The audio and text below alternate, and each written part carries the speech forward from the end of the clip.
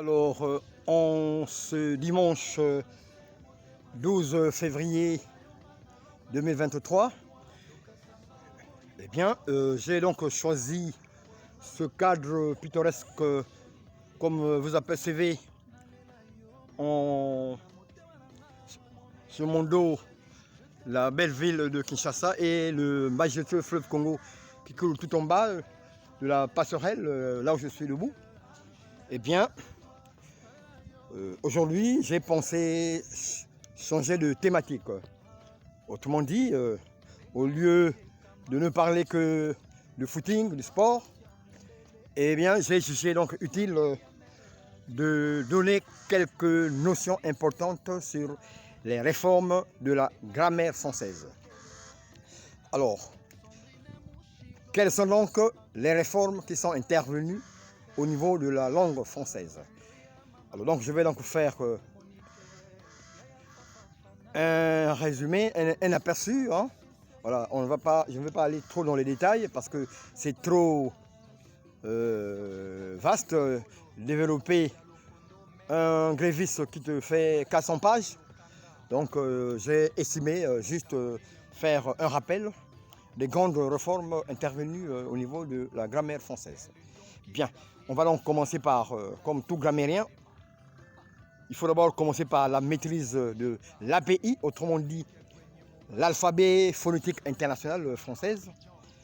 C'est cet alphabet qui fixe les intonations, les sons de chaque mot qu'on utilise dans la langue française. Donc il faut commencer à maîtriser ce qu'on appelle l'API, c'est-à-dire l'alphabet de phonétique international français.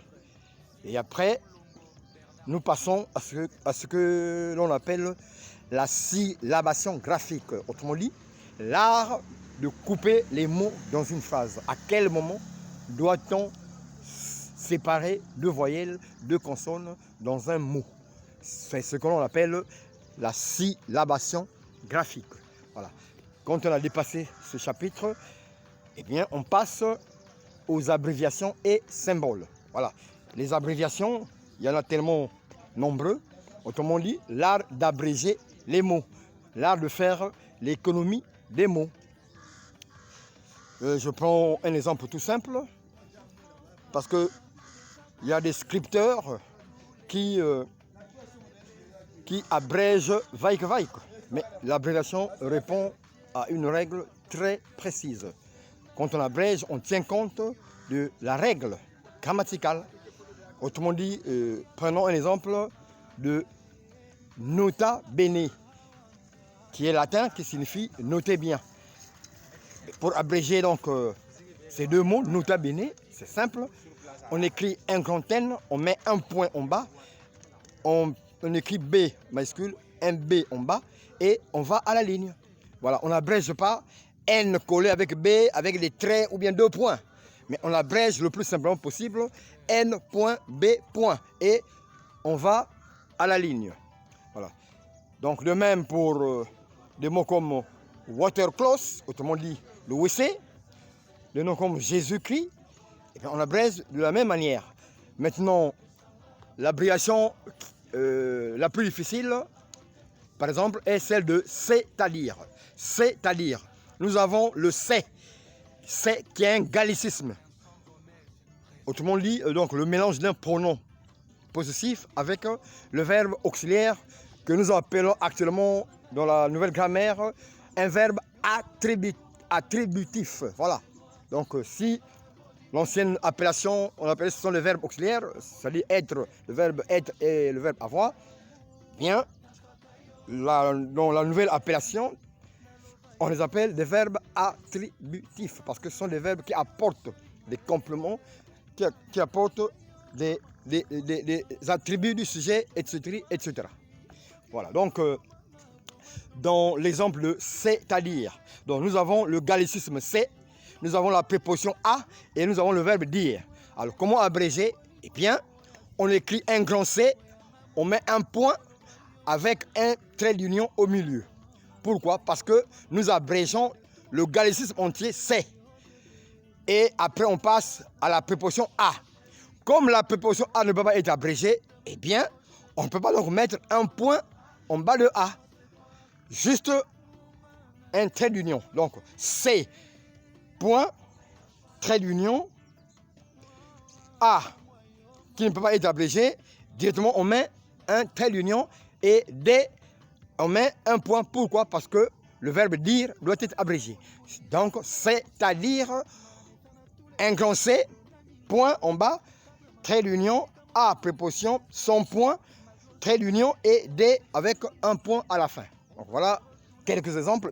Eh bien, il y en a plusieurs procédés d'abréviation du genre monsieur, madame, mademoiselle. Eh bien, ça, vous les retrouverez dans le livre que je vais bientôt publier, qui s'intitule « Les écueils du chemin de l'écriture ».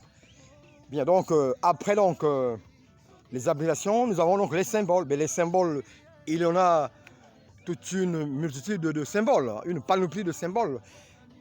Et il est donc difficile d'arrêter un tableau spécifique parce que les symboles naissent tous les jours. Alors, tous les jours, les symboles naissent. Donc, nous avons le symbole du genre arrobase, vous voyez, que nous utilisons dans les adresses électroniques. Ça, c'est un symbole. Nous avons les symboles graphiques du genre les guillemets français. Vous avez les doubles guillemets français ouvrants, double guillemets français fermant. Vous avez les doubles guillemets anglais tout en haut, comme les virgules en haut. Les double guillemets anglais ouvrants, double guillemets anglais fermant. Et vous avez des doubles guillemets américains, donc les traits, deux traits en haut, double guillemets américains ouvrants, double guillemets américains fermant, deux traits vers la fin. Voilà, donc nous retiendrons que nous avons trois types de guillemets. Donc nous avons les guillemets français, les guillemets anglais et les guillemets américains. Voilà, que la langue française a adopté. Donc tout cela, ça fait partie des symboles. Voilà. Après les symboles, eh bien, nous passons à la phrase simple. Voilà, donc dans la phrase simple, nous savons que il existe deux actes fondamentaux dans la communication. Donc nous avons tout ce qui est phonétique, donc le son, l'oral, et tout ce qui est graphique, autrement dit, l'écrit et ou bien l'orthographe. Voilà. Donc nous avons deux actes fondamentaux dans la communication. C'est-à-dire que nous avons l'oral et nous avons l'écrit. Voilà, donc dans la phrase simple, après, nous allons se retrouver des nouveaux termes comme des embrayeurs. Ouais. C'est quoi un embrayeur? Eh bien, un embrayeur, ce sont des mots qui apportent du tonus dans une phrase, c'est-à-dire qui apporte la signification dans une phrase. Je prends un exemple, le pronom personnel je, tu, il, nous avons les adverbes comme ici, là, maintenant. Eh bien, tous ces termes dans la nouvelle grammaire s'appellent des embrayeurs. Autrement dit, E-M-B-R-A-Y-E-U-R-S, les embrayeurs. Donc, vous retrouvez dans les textes, quand vous rencontrez un mot comme ici, maintenant, eh bien, ce sont des embrayeurs. Alors, donc, nous passons dans la phrase simple. Eh bien, la nouvelle grammaire a supprimé beaucoup de notions. On ne parle plus, par exemple, de propositions indépendantes. Ça n'existe plus dans la nouvelle grammaire. On ne parle plus de propositions indépendantes. On parle de phrases simples, de syntagme simple. Voilà. Pourquoi? Eh bien, parce que dans une phrase du genre « Jeanne est absente et Pierre se plaint ». Vous voyez, Jeanne est absente et Pierre se plaint. Eh bien là, nous retrouvons ce qu'on appelle le phénomène de la coordination qui est explicite, c'est-à-dire qui est claire, qui n'est pas implicite, autrement dit confondue.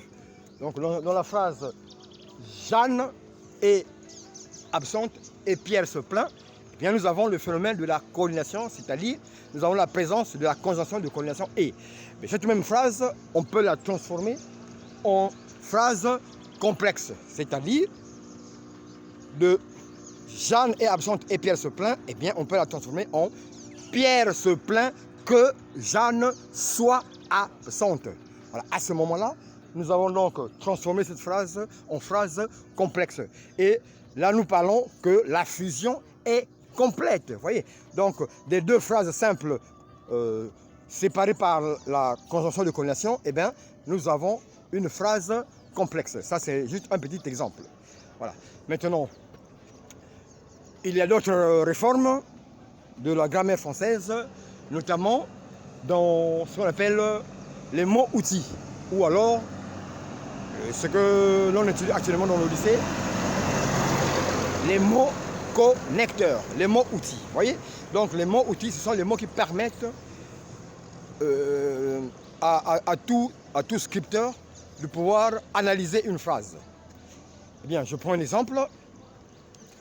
Comment reconnaître que le que est un pronom relatif ou bien le que est une locution conjonctive? C'est facile.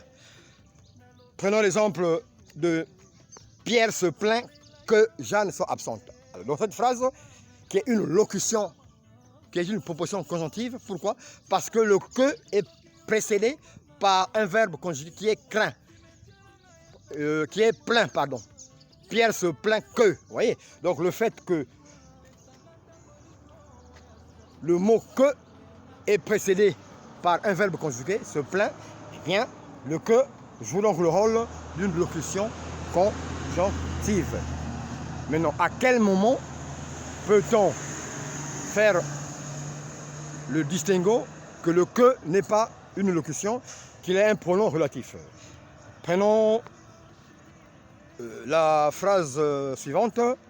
La maison que j'aperçois appartient à monsieur Philippe. Vous voyez, la maison que j'aperçois. Vous voyez, là, le que n'est plus une locution conjonctive, mais plutôt un pronom relatif parce qu'il est précédé par un antécédent qui est maison. La maison que je vois. Vous voyez la différence? Donc là, nous avons une proposition relative. Par contre, la première phrase, nous avions donc affaire à une proposition conjonctive. Donc, voilà un peu quelques réformes de la grammaire française.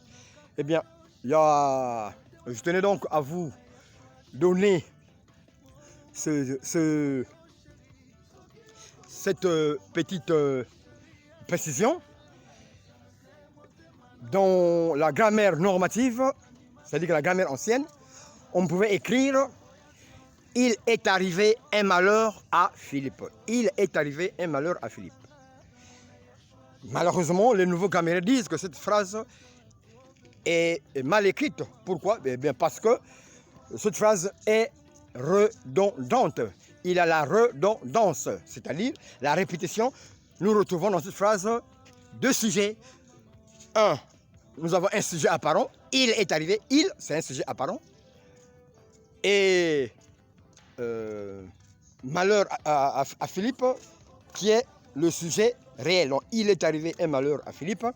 Et bien dans cette phrase, nous avons un sujet apparent et un sujet réel. Vous voyez? Donc, la nouvelle grammaire descriptive dit ceci, qu'il faut plutôt écrire « Un malheur est arrivé à Philippe ». Voilà, cette phrase est correcte selon la grammaire descriptive. Donc, n'écrivons pas « Il est arrivé un malheur à Philippe », mais il faut plutôt écrire « Un malheur est arrivé à Philippe », c'est-à-dire que nous n'avons pas de double sujet, nous n'avons qu'un seul sujet. Qu'est-ce qui est arrivé à Philippe? Eh bien, un malheur. Voilà, en résumé, quelques réformes de la grammaire française. Eh bien, dans la deuxième vidéo, je vais donc passer aux choses plus complexes, la phrase complexe.